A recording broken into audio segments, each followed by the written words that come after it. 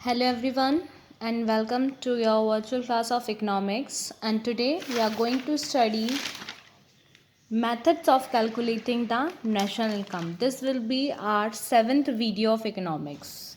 I hope you have solved your numericals relating with aggregates of national income. In my last video I have explained you the aggregates of national income and how to convert gross into net, national into domestic, and factor cost into market price. These all things I have taught you in my last video. I hope related questions of these concept has been solved by all of you, and now you are watching this video because to understand this video you have to be clear with the last video.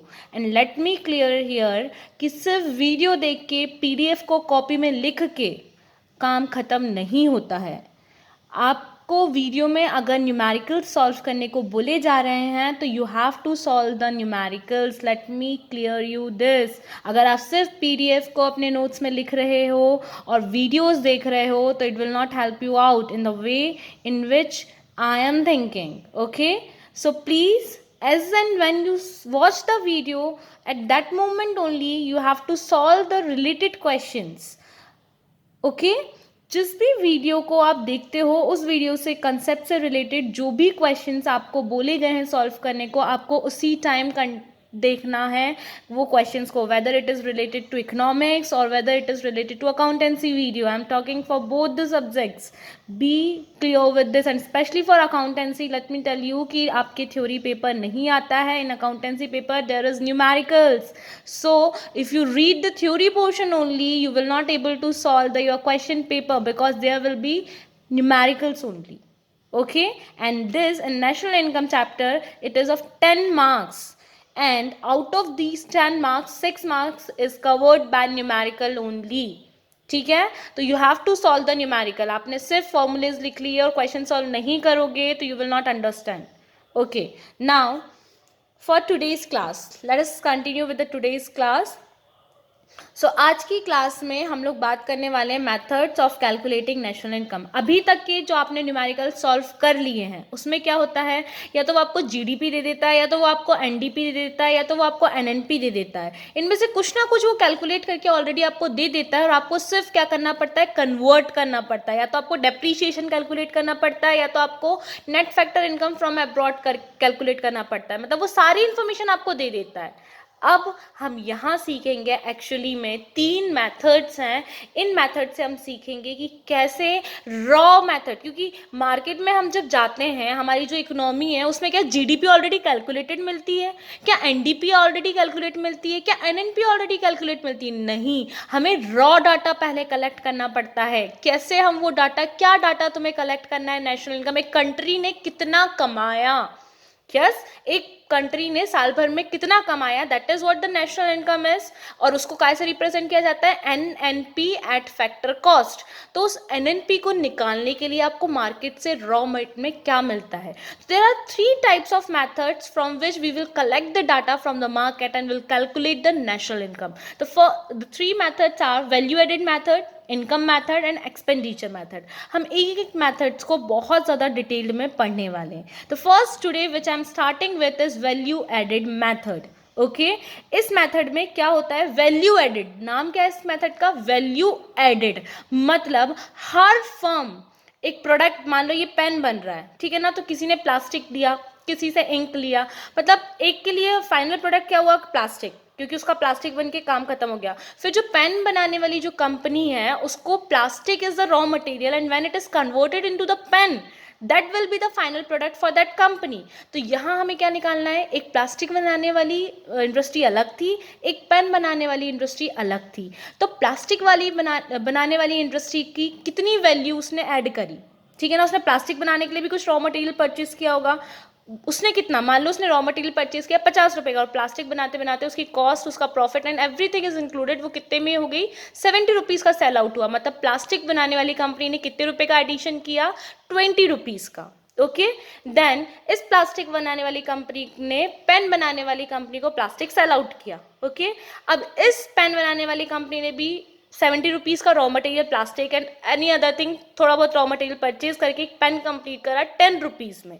मतलब इसने कितना क्या बोलते हैं इस product में value add किया, 70 का उसने परचेज किया था, ₹100 में उसने बना के कंप्लीट किया फॉर एन एग्जाम्पल, तो उसने कितने रुपए का एडिशन किया, ₹30 का। मतलब वैल्यू एडेड मेथड, मतलब हर फर्म कितना वैल्यू ऐड कर रही है प्रोडक्ट में, उन वैल्यूज को हम ऐड कर करके हम काय पे पहुंचते हैं, आपके जीडीपी पे। इस मेथड के अकॉर्डिंग क्या कहाँ पर पहुंचोगे, gross domestic product at market price. और क्यों मार्केट प्राइस से मिलेगा डाटा कलेक्ट होके, क्योंकि हम जो इन्फॉर्मेशन लेंगे वो कहाँ से लेंगे, मार्केट से लेंगे, फाइनल प्रोडक्ट्स के इन्फॉर्मेशन लेंगे। इसके लिए इस मेथड से जो डाटा हम कलेक्ट करके पहुंचेंगे वो हमें क्या मिलेगा, gross domestic product at market price. चलो देखते हैं कैसे हम स्टार्टिंग करेंगे। ठीक है, सबसे पहले यहाँ पर निकलता है वैल्यू ऑफ आउटपुट, कि पूरी कंट्री में कितना आउटपुट हुआ है, whether it is of goods और इट इज ऑफ सर्विसेज। तो हमें कहां से मिलता है, सेल्स। सेल्स की इंफॉर्मेशन लेना इज वेरी इजी, क्योंकि जब भी हम कोई चीज बेचते हैं तो we use to give the bill, okay. और हमें क्या करना है, सारी information, accounting, everything is recorded. तो हमें पूरी इकोनॉमी की क्या ले लेनी है, सेल ले लेनी है। अब पूरी इकोनॉमी की सेल कैसे लोगे, फर्म ए की, फर्म बी की, फर्म सी की, फर्म डी की, पूरी इंडिया की जितनी भी फर्म्स है, whether it is related to goods और सर्विसेज, सारी फर्म्स अकाउंटिंग तो करते ही हैं, income tax, sales tax they use to pay, so they have to recorded the yearly sale what they have sold and what, तो ये cell हमें मिल जाएगी। अभी हमें बुकिश, जब हम वर्ल्ड में हैं तो हमें अभी तो डाटा कलेक्ट करने जाना नहीं है, but just for your imagination, क्योंकि जब हम कोई सब्जेक्ट पढ़ते हैं तो हमारे back side of the mind में एक इमेजिनेशन चलते रहना चाहिए। तो यहाँ पर तुम्हारा इमेजिनेशन चलना चाहिए कि वैल्यू ऑफ आउटपुट मुझे क्या निकालना है, मेरी कंट्री ने कितना साल भर में अर्न किया। तो पहली मेथड है वैल्यू एडेड मेथड, उससे मुझे सबसे पहले क्या निकलेगा, वैल्यू ऑफ आउटपुट निकलेगा। कैसे निकलेगा, मैं अपनी कंट्री की टोटल सेल्स ले लूँ, और टोटल सेल्स कैसे लूंगी, हर एक फर्म की सेल मेरे पास आएगी, उन सबको मैं क्या कर लूँ, प्लस कर लूँ। ओनली सेल्स नहीं, plus change in stock. Change in stock कैसे निकालते हैं, opening minus closing minus opening. Now remember here, हमेशा हम ओपनिंग माइनस क्लोजिंग करते हैं, बट जब इकोनॉमिक्स में चेंज इन स्टॉक की बात होती है तो वो होता है क्लोजिंग माइनस ओपनिंग। जब सेल्स में आप चेंज इन स्टॉक को प्लस कर दोगे तो आपके पास जो वैल्यू आएगी उसको बोलते हैं वैल्यू ऑफ आउटपुट। मतलब आपकी पूरी कंट्री ने साल भर में कितना आउटपुट प्रोड्यूस हुआ, that will be your value of output. अभी इसमें क्या है, वैल्यू ऑफ आउटपुट मतलब एक ने ₹50 का बनाया, एक ने ₹60 का बनाया, एक ने ₹100 का बनाया, सबकी फाइनल वैल्यू ले ली मैंने। बट कुछ प्रोसेस हमें भी पता है कि जो एक का रॉ मटेरियल होता है, एक का जो फिनिश गुड होता है वो दूसरे के लिए रॉ मटेरियल होता है, मतलब यहाँ तो डबल काउंटिंग हो जाएगी। यस, क्योंकि ₹60 की चीज उसने बेची, ठीक है, उसने उसमें प्रोसेस किया और ₹100 का सेल किया, तो इसका फाइनल सेल कितनी हुई, 60, दूसरे वाली की कितनी हुई, 100। पेन का ही एग्जांपल ले रही हूँ कि प्लास्टिक सेल करा उसने 60 में और उसने पेन बना के ₹100 में सेल किया, तो मैंने क्या कर लिया, 100 + 60 कर लिया, तो 160 सेल बता रहा है। जबकि एक्चुअल में क्या ₹160 का प्रोडक्ट मार्केट में आया है, नहीं, मार्केट तो सिर्फ कितने का, मार्केट में प्रोडक्ट सिर्फ कितने का आया है, 100, मतलब एक ही प्रोडक्ट गया है फाइनल कंज्यूमर के पास। तो ये क्या हुआ है, प्रोड्यूसर्स के बीच में चला, तो इसमें से मुझे क्या माइनस करना पड़ेगा, इंटरमीडिएट कॉस्ट माइनस करनी पड़ेगी। तो मैं पहुंच जाऊंगी किस पे, वैल्यू एडेड। मतलब सबसे पहले मैंने वैल्यू ऑफ आउटपुट निकाला, कैसे निकाला, सेल, पूरी कंट्री की sale, total sale plus change in stock किया, तो मेरे पास आ गई वैल्यू ऑफ आउटपुट। फिर मैंने क्या करा, उस वैल्यू ऑफ आउटपुट में से इंटरमीडिएट कंजम्पशन को क्या कर दिया, माइनस कर दिया, तो मेरे पास क्या आ गया, वैल्यू एडेड आ गया। अब ये जो वैल्यू एडेड है, मतलब साल भर में आपकी कंट्री में कितना एडिशन हुआ, आपकी कंट्री में कितना प्रोडक्शन या कितनी सर्विसेज यहाँ पर एडिशन हुआ है साल भर में, that is only your growth. कि साल भर में कितना प्रोडक्ट, पता चला प्लास्टिक तो ऑलरेडी पिछले साल तक बन के तैयार हो चुका था एंड दिस एंड दैट, और आपने क्या करा, सारा सेल बस प्लस कर दिया। तो sale is not your what, production, total production, क्योंकि उसमें इंटरमीडिएट कंजम्पशन भी आता है। जब हम प्रोडक्शन की बात करते हैं, किसी के लिए रॉ मटेरियल है, again I am repeating this, कि एक का फिनिश गुड दूसरे के लिए रॉ मटेरियल होगा, सिंपल। तो यहाँ पर आपको अब बुकिश नॉलेज की बात करती हूँ, यहाँ तो मैं आपको रियलिटी की बता रही थी कि कैसे वर्क करता है वो, और कॉम्प्लिकेट भी है थोड़ा सा। But in your bookish what they will give sale directly, they will give closing stock, they will give opening stock. With the help of these information you will calculate value of output. और उसके बाद में आप क्या करोगे, यहाँ पर value added निकालोगे, value of output minus intermediate consumption. Intermediate consumption मतलब योर परचेजेस, वही होता है आपका क्या, इंटरमीडिएट कंजम्पशन, कि किसी भी चीज को बनाने में मेरा कितना खर्चा हुआ है वो मैं माइनस कर दूंगी, तो मेरा कितना यहाँ पर एडिशन है वो निकल के आ जाएगा. Clear, your purchases is your intermediate consumption. तो यहाँ से आपको इस फॉर्मूले से पता चल जाता है. और ये वैल्यू एडेड एक्चुअल में क्या है, gross value added at market price. क्या निकलता है ये value added, gross value added, या फिर इसको बोलते हैं जीडीपी एट मार्केट प्राइस. मतलब इस मेथड से जीडीपी कैसे कैलकुलेट हुआ ये समझ में आया, कैसे कैलकुलेट हुआ से. बस एक चीज और ध्यान रखना, कई बार ये लोग टोटल कंट्री की सेल दे देते हैं, और कई बार ये लोग क्या करते हैं, फर्म ए की सेल देते हैं, फर्म बी की, फर्म सी की, डी एफ जी जितनी भी फर्म्स है. तो तुम्हें क्या करना है, फर्म ए की sales plus change in stock, value output of A, value output of B, C, D, और सभी के वैल्यू ऑफ आउटपुट को प्लस कर दोगे तो कंट्री का वैल्यू ऑफ आउटपुट निकल जाएगा. Clear with this everyone. या उनका इंटरमीडिएट कंजम्पशन भी दिया है, फर्म ए का इंटरमीडिएट कंजम्पशन अलग है, फर्म बी का इंटरमीडिएट कंजम्पशन अलग है, सी का अलग है. तो सबका क्या निकाल लो, वैल्यू एडेड निकाल लो, कि फर्म ए ने कितना वैल्यू एड किया, फर्म बी ने कितना किया, फर्म सी में कितना किया, और सबकी वैल्यू एडेड को प्लस कर दोगे तो आपको पूरी कंट्री की क्या मिल जाएगी, जीडीपी मिल जाएगी. तो ये ध्यान दे देना क्वेश्चन में क्या, कि उनने जो सेल्स दिया है, उनने जो डाटा दिया है वो फर्म वाइज दिया है या डायरेक्ट सेल के नाम से दिया है. अगर डायरेक्ट सेल के नाम से दिया है तो आपको फर्म वाइज यहाँ पर बात नहीं करनी, एबीसी यहाँ पर मतलब पूरी कंट्री की बात कर रहे हैं वो. तो सीधी सी बात है, इस मेथड में आपको क्या करना है, आपको सबसे पहले वैल्यू ऑफ आउटपुट कैलकुलेट करना पड़ेगा, जो कि होता है sale plus change in stock. उसके पास आपको डायरेक्ट निकल जाएगा वैल्यू एडेड, या फिर इसी को बोलते हैं सेकंड नेम क्या, जीडीपी एट मार्केट प्राइस निकल जाएगा, जो कि होगा value of output minus intermediate consumption. और अगर आपको यहाँ से नेशनल इनकम निकालना है, अब एक बार जीडीपी आ गया, आपने कैलकुलेट कर लिया जीडीपी, और नेशनल इनकम क्या होता है आपका, एनएनपी. तो जीडीपी में से क्या माइनस कर दो, डेप्रीसिएशन, जो कि क्वेश्चन में वो इन्फॉर्मेशन देगा, उसमें प्लस कर दो एनएफआईए, और ये क्या होता है, मार्केट प्राइस पे कैलकुलेट होती है मेथड से, और आपको नेशनल इनकम जबकि काय पे कैलकुलेट होती है, फैक्टर कॉस्ट पे, तो उसमें से क्या माइनस कर दो, एनआईटी. और ये तीनों इन्फॉर्मेशन क्वेश्चन आपको प्रोवाइड करेगा, और इस तरीके से आप काय पे पहुंच जाओगे, नेशनल इनकम पे पहुंच जाओगे वैल्यू एडेड मेथड से. Now let me take one example for you. See here, in this example क्या दे रहा है यहाँ पर, on the basis of following data an economy which consists of only two firms find out. एक example लिया इन्हें कि एक कंट्री है जिसके अंदर सिर्फ दो ही फर्म है जो काम करती है, और आपको क्या कैलकुलेट करना है, उसकी ग्रॉस वैल्यू एडेड निकालना है, या जीडीपी एट फैक्टर कॉस्ट आपको कैलकुलेट करना है. ठीक है ना. अब आपको ये पता होना चाहिए कि जो है ये इन्फॉर्मेशन देगा, जो हम फॉर्मूले निकालेंगे उससे हमारे को क्या फाइंड आउट होता है, जीडीपी एट मार्केट प्राइस, और इसने क्या कैलकुलेट करने को बोला है, जीडीपी एट फैक्टर कॉस्ट.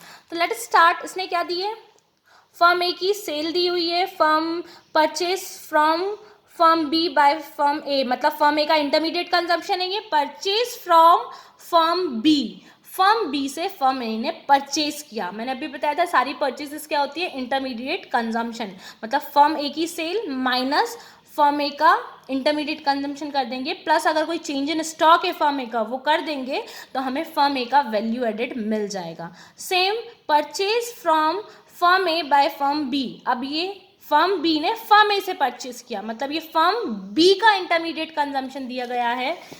उसके बाद में यहाँ दिया गया है क्या, sale by firm B, firm B की सेल दी गई है. ठीक है.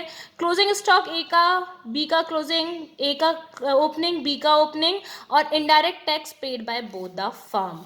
Now let us solve the question.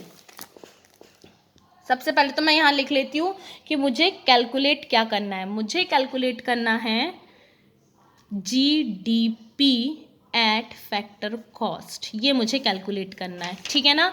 अब जीडीपी एट फैक्टर कॉस्ट निकालना है. इन्फॉर्मेशन से मुझे पता चल गया कि सेल और परचेज की बात कर रहा है, मतलब कौन सी मेथड है ये, वैल्यू एडेड मेथड है. तो वैल्यू एडेड मेथड में सबसे पहले मुझे क्या निकालना पड़ेगा, टेल मी. फर्म वाइज दिए तो दोनों अलग अलग फर्म की मैं क्या निकाल लूँ, वैल्यू एडेड निकाल दूँ. Value added by firm A calculate करते हैं. ठीक है ना। तो क्या होगा फॉर्मूला यहाँ पर, value of output minus intermediate consumption. ये अब भी मैंने बताया कि वैल्यू एडेड का फॉर्मूला क्या होता है, value of output minus intermediate consumption. अब यहाँ पर वैल्यू एडेड डायरेक्ट दिया नहीं है, तो मैं इसको वैल्यू ऑफ एडेड का वैल्यू ऑफ आउटपुट का भी फॉर्मूला हमें पता है क्या होता है, और इसको हम लिख देते हैं क्या, एक्सप्लेन करके, sales plus change in stock. Change in stock भी मैं लिख लेती हूँ क्या, closing stock minus opening stock. ये निकल गया तुम्हारा क्या, चेंज इन स्टॉक। ठीक है ना। इसमें से तुम्हें माइनस करना है पूरे में से क्या, इंटरमीडिएट कंजम्पशन। ठीक है ना। किसका निकाल रहे हैं हम लोग अभी, फर्म ए का निकाल रहे हैं। क्लियर। तो let us see, value of output दी, सेल दी हुई थी फर्म ए की कितनी, 100 lakhs। ठीक है ना। Plus change in stock, closing minus opening, तो फर्म ए का क्लोजिंग दिया हुआ है कितना, 20 माइनस उसका ओपनिंग दिया गया है कितना, 25। ओके। और इंटरमीडिएट कंजम्पशन कितना दिया गया है यहाँ पर, 40। ओके। अब 100, ये प्लस यहाँ पर क्या होगा, 20 माइनस 25 इज इक्वल्स टू -5, और ये -40। इसको सॉल्व करने पे फर्म ए की वैल्यू निकल गई, इकाई में है, लैक्स में है। ठीक है ना। ये निकल गया क्या, फर्म ए का वैल्यू एडेड। इसी तरीके से मैं क्या निकाल लूंगी, value added by firm B. क्या है formula, same formula, value of output minus intermediate consumption. ठीक है ना। अब वैल्यू ऑफ आउटपुट डायरेक्ट तो गिवन नहीं है, तो वैल्यू ऑफ आउटपुट का फॉर्मूला यहाँ पर हम एलेबरेट करके लिख देंगे क्या, sales plus change in stock. मैं डायरेक्ट चेंज इन स्टॉक लिख रही हूँ। चेंज इन स्टॉक कैसा होता है, क्लोजिंग माइनस ओपनिंग, वो हम लिख लेंगे यहाँ पर, minus intermediate consumption. Okay. Sales कितनी दी है बी की, 200 क्वेश्चन में गिवन है, चेंज इन स्टॉक नहीं दिया है, ओपनिंग माइनस क्लोजिंग करना पड़ेगा, sorry closing minus opening, sorry I am so sorry, closing minus opening. हमेशा चेंज इन स्टॉक जो निकलता है इकोनॉमिक्स में वो कैसे निकलता है, क्लोजिंग माइनस ओपनिंग। तो बी की क्लोजिंग कितनी दी गई है, 35, और ओपनिंग कितनी दी गई है, 45, माइनस इंटरमीडिएट कंजम्पशन कितना दिया है, 60। इसको जब मैं सॉल्व करूँगी तो ये भी फिर माइनस का साइन आया, कितना, 10 माइनस 60। इसको जब सॉल्व किया तो कितना हो गया, 150, सॉरी सॉरी सॉरी सॉरी, यहाँ पर सेल्स जो दी गई है यहाँ पर बी की, वो दी गई है कितनी, जस्ट अ मिनट, बी की जो सेल दी गई है वो करेक्ट है, 200 ही है। ओके फाइन, 200 ही सही है। ठीक है। तो यहाँ पर 200 माइनस कितना करना है, 10 और 70, यहाँ पर 70 माइनस कर देंगे तो कितना हो जाएगा, ये 130। ये निकल गई वैल्यू एडेड किसकी, आपकी फर्म बी की। ठीक है। अभी मेरे से क्वेश्चन ने क्या पूछा था, जीडीपी एट फैक्टर कॉस्ट। क्या पूछा गया था उसने, जीडीपी एट फैक्टर कॉस्ट निकालना है, और हमने अभी क्या निकाला है, value added by firm A और value added by firm B निकाला है। ठीक है ना। अब मैं जब इन दोनों value added by firm A और value added by firm B को दोनों को प्लस कर दूंगी तो मैं क्या काय पे पहुंच जाऊंगी, जीडीपी एट मार्केट प्राइस। कैसे निकलेगी, जो कि दोनों ही वैल्यू, एक्चुअली ये क्या है, ये एक्चुअली जीडीपी ही है, बट ये अलग अलग है। पूरी इकोनॉमी की, मुझे जीडीपी किसको बोलते हैं, पूरी कंट्री को पूरी कंट्री की प्रोडक्शन, जितना भी कंट्री में प्रोडक्शन हुआ उसको जीडीपी बोलते हैं। यहाँ पर तो अलग अलग फर्म्स की बात करिए, और यहाँ पर अज्यूम करने को क्या बोला है कि इस कंट्री में सिर्फ ये दो ही फर्म है, तो इस फर्म ने कितनी वैल्यू एड करी है और इस फर्म ने कितनी वैल्यू एडिट करी है, दोनों को अगर मैं प्लस कर दूँ तो मुझे पूरी कंट्री की क्या पता चल जाएगी, जीडीपी। क्लियर। तो value added by firm A plus value added by firm B, value added by firm A is 55 plus value added by firm B is 130। Total कितना हो गया यहाँ पर 185। ये निकल गया कितना आपका 185। ओके, ये निकल गया आपका क्या जीडीपी एट मार्केट प्राइस। अभी भी क्वेश्चन कंप्लीट नहीं हुआ है, क्यों? क्योंकि क्वेश्चन ने आपको जीडीपी एट फैक्टर कॉस्ट पूछा है। तो जीडीपी एट फैक्टर कॉस्ट निकालने के लिए अब मेरे पास क्या आ गया जीडीपी एट मार्केट प्राइस। उसमें से मुझे कहाँ पर जाना है, ग्रॉस को ग्रॉस में रहना है, डोमेस्टिक को भी डोमेस्टिक में रखना है, मार्केट प्राइस से मुझे फैक्टर कॉस्ट पे जाना है। तो मुझे माइनस करना पड़ेगा क्या NIT, ठीक है ना। तो 185 माइनस आपको NIT भी क्वेश्चन में दिया हुआ है, कितना है 30 है। How much it is of 30। Clear? तो आपका आंसर आ जाएगा कितना 155 लैक्स। ये सब लैक्स में है। Okay, the information was given in lakhs. Clear with this? देखो फिर से समझो अब इसको। आपको क्वेश्चन में क्या दिए थे, दो फर्म अलग अलग, ठीक है ना। आपको यहाँ पर कंट्री की इंफॉर्मेशन नहीं दी, फर्म वाइज इंफॉर्मेशन दी गई और बोला कि इस पूरी कंट्री में सिर्फ दो ही फर्म है। अब इन दोनों फर्म की अगर मैं वैल्यू एडेड निकाल लेती हूँ और उन दोनों वैल्यू एडेड को प्लस कर दूंगी तो मुझे पूरी कंट्री की वैल्यू एडेड पता चल जाएगी। और अभी जस्ट मैंने समझाया है कि जो वैल्यू एडेड निकालते हैं इस मेथड से हम, वो एक्चुअल में क्या निकलती है आपकी जीडीपी एट मार्केट प्राइस निकलती है, ठीक है। और वैल्यू एडेड का फॉर्मूला क्या होता है, value of output minus intermediate consumption. अब यहाँ पर वैल्यू ऑफ आउटपुट डायरेक्ट नहीं दिया था, तो वैल्यू ऑफ आउटपुट के फॉर्मूले को मैंने क्या कर दिया, एलिब्रेट के फॉर्म में लिख दिया। आप वैल्यू ऑफ आउटपुट पहले कैलकुलेट कर सकते हो, मैंने डायरेक्ट यहाँ लिख दिया sale plus change in stock, closing minus opening minus intermediate consumption. Sales की इंफॉर्मेशन भी गिवन थी, क्लोजिंग कितना था वो भी दिया हुआ था क्वेश्चन में, ओपनिंग कितना है वो भी दिया हुआ था, इंटरमीडिएट कंजम्पशन कितना है वो भी दिया हुआ था। तो मैंने वैल्यू एडेड बाय फर्म ए निकाल दी। सिमिलर में मैनर में बस ये ध्यान रखना कि ये जो इंटरमीडिएट कंजम्पशन है वो क्वेश्चन में इंटरमीडिएट कंजम्पशन के नाम से नहीं दिया था, वो दिया था purchases of firm A. Firm A की जो परचेज रहती है, इंटरमीडिएट कंजम्पशन वही होता है, क्या बताया था इस चैप्टर के स्टार्टिंग में ही मैंने कि intermediate consumptions are the intermediate consumptions means what, the goods we purchase for the production purpose, ठीक है ना। उसी को बोलते हैं हम क्या, इंटरमीडिएट कंजम्पशन एक्सपेंडिचर। जो हमें प्रोडक्शन करने के लिए जो हमने खर्चे किए, जो हमने रॉ मटेरियल परचेसेस किए हैं, वो सारी चीज़ें क्या होती हैं आपकी इंटरमीडिएट कंजम्पशंस होते हैं, ठीक है। तो आपने क्या जो भी परचेजेस किए प्रोडक्शन के लिए वो, तो ये जो आपका बस एक यही ट्विस्टिंग रहता है क्वेश्चन में कि वो डायरेक्ट इंटरमीडिएट कंजम्पशन के नाम से इंफॉर्मेशन नहीं देगा, वो परचेज के नाम से देगा। और किसकी आप वैल्यू एडेड निकाल रहे हो, फर्म ए की, तो इसका जो इंटरमीडिएट कंजम्पशन होगा वो कौन सा होगा, purchases of firm A. Clear? इस तरीके से फर्म ए की निकली, फर्म बी की निकली, दोनों को प्लस कर दिया तो टोटल जीडीपी निकल गई कंट्री की। और हमसे क्या पूछा गया था कि GDP at factor cost calculate करो, तो मैंने GDP at market price minus NIT कर दिया। Clear with this? ये आपको इन्फॉर्मेशन कैसा है, ये एक टाइप का क्वेश्चन है वैल्यू एडेड का, ठीक है ना। इसमें जहां आपको फर्म वाइज इंफॉर्मेशन दी थी और फिर आपने कंट्री के डाटा पे पहुंचे। अब क्या होगा, एक और क्वेश्चन लेते हैं हम। यहां पर वो जो बोल रहा है वो अब आपको दे रहा है क्या, value output according to the sectors दे रहा है वो, ठीक है ना। प्राइमरी सेक्टर, सेकेंडरी सेक्टर और टर्शरी सेक्टर। उसके बाद में तीनों ही सेक्टर्स का वो क्या दे रहा है आपको, इंटरमीडिएट कंजम्पशन। उसके बाद दे रहा है tax paid by the sectors. उसके बाद में दिया उसने क्या, consumption of fixed capital of all the sector, मतलब डेप्रिसिएशन। फिर दिया factor income received by the resident of the, ये दिया FIFA from rest of the world लिखा है, फ्रॉम वर्ड है।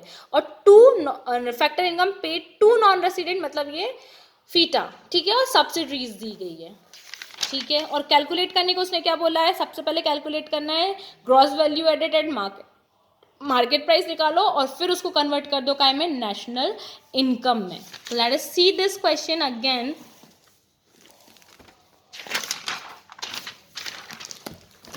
चलो सबसे पहले उसने क्या बोला हमसे, क्या निकालो वो लिख लेते हैं। सबसे पहले उसने बोला आप कैलकुलेट करो जीडीपी एट मार्केट प्राइस। उसके बाद में आपको कैलकुलेट करना है क्या, नेशनल इनकम, जो कि क्या होता है NNP एट फैक्टर कॉस्ट। ये दो चीज़ आपको क्या करनी है, कैलकुलेट करनी है। तो जीडीपी एट मार्केट प्राइस का तो सीधी सी बात है, वैल्यू एडेड के फॉर्मूले से हमें पता है कैसे निकलता है। जीडीपी एट मार्केट प्राइस का फॉर्मूला होता है जो कि वैल्यू एडेड होती है, value of output minus intermediate consumption. अब यहाँ वैल्यू ऑफ आउटपुट तो दी नहीं है, तो कैसे लिखेगा, sales plus change in stock minus intermediate consumption. ठीक है ना। अब यहाँ जो सेल्स दी है, अगर एक ही सेल्स दी होती पूरी घंटे की तो मैं डायरेक्ट सेल्स में चेंज इन स्टॉक प्लस करके निकाल देती, पर यहाँ पर 3 सेक्टर्स की सेल दी गई है। ठीक है ना। लेट अस सी, नहीं डायरेक्ट आपको क्या गिवन है, यहाँ पर वैल्यू ऑफ आउटपुट गिवन है, मतलब आपको ये वाला फॉर्मूला लगाने की जरूरत नहीं है। डायरेक्ट हमको क्या गिवन है, तीनों सेक्टर का वैल्यू ऑफ आउटपुट, तो वो हम लिख लेंगे कितना है, 800, 200 और 300। तो टोटल तीनों सेक्टर का वैल्यू ऑफ आउटपुट निकल जाएगा कितना, 800, 200 और 300 माइनस इंटरमीडिएट कंजम्पशन भी तीनों का दिया हुआ है, कितना दिया हुआ है, 400, 100 और 50। ये निकल गया आपका GDP at market price 750 lakhs। It's so easy, क्यों, क्योंकि उसने डायरेक्ट वैल्यू ऑफ आउटपुट दिया था तीनों सेक्टर का, और उन तीनों सेक्टर का इंटरमीडिएट कंजम्पशन दिया हुआ था, और नाम से दिया हुआ था intermediate input purchased by primary, secondary and tertiary. तो मैंने क्या निकाल दिया, जीडीपी एट मार्केट प्राइस। अब मुझे क्या निकालना है, एनएनपी एट फैक्टर कॉस्ट, जो कि निकलता है क्या, GDP at market price minus gross से कहाँ जाना है, नेट डेप्रीसिएशन, डोमेस्टिक से कहाँ जाना है, नेशनल, मतलब प्लस NFIA, और मार्केट प्राइस से कहाँ जाना है, फैक्टर कॉस्ट, मतलब NIT। ठीक है। तो जीडीपी कितना है, 750 माइनस डेप्रीसिएशन क्वेश्चन में डायरेक्ट गिवन है, जो कि कितना है आपका 80, और NFIA डायरेक्ट गिवन नहीं है, मतलब मुझे क्या लगाना पड़ेगा, FIFA minus FITA, foreign income from abroad minus foreign income to abroad. तो फॉरेन इनकम फ्रॉम अब्रॉड आपको दी गई है कितनी, 100, और फॉरेन इनकम टू अब्रॉड दी गई है कितनी आपको, 20। ओके, मतलब कितनी दी गई है, फ्रॉम अब्रॉड इज 10 और to abroad is 20, plus minus, sorry minus, अब क्या लगाना है, NIT। तो NIT कैसे निकालते हैं, टैक्स माइनस सब्सिडीज। तो टैक्स आपको टोटल दिया गया है 50 माइनस सब्सिडीज आपको दी गई है कितनी,